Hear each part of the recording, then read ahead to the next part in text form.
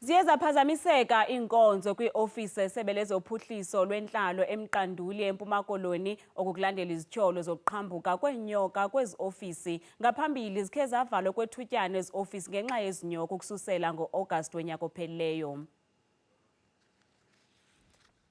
Idala ukunxunguphalo into yokusoloko kuphazamiseka iinkonzo kwiiOfisi zesebe lezophuhliso eMqanduli. Abahlali basuka kude bezokufuna iinkonzo zale ofisi suke bafike kusithiwa kuvaliwe ngenxa yenyoka eziofisini. Ndibuzile kuyayibo kutheni ngathi awusaphangeli. Wahlala phantsi.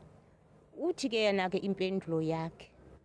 Unoba mama ndihlale phantsi pha sifikelwe ziinyoka sixakile.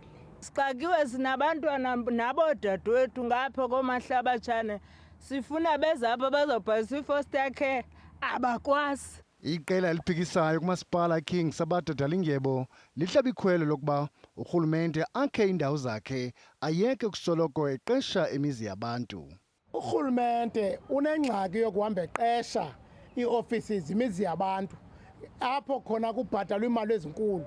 Kanti apha eMthatha for instance nabo PRD nabo Botterstown nabo KT building nezinye ibuildings zikarhulumente zithetha nawe njengokuzibolile akho nto yenziwayo.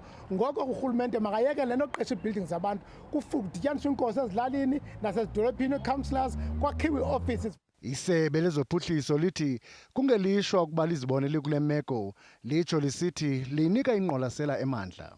The Department of Social Development has closed down the service office due to the safety of workers. There had been an outbreak of snakes inside the premises. The department has received assistance from Public Works and KSD for offices. In the meantime, there are posters that are situated in eMqanduli with every particulars of social workers in each ward, so that if ever there is a problem, social workers will be able to assist.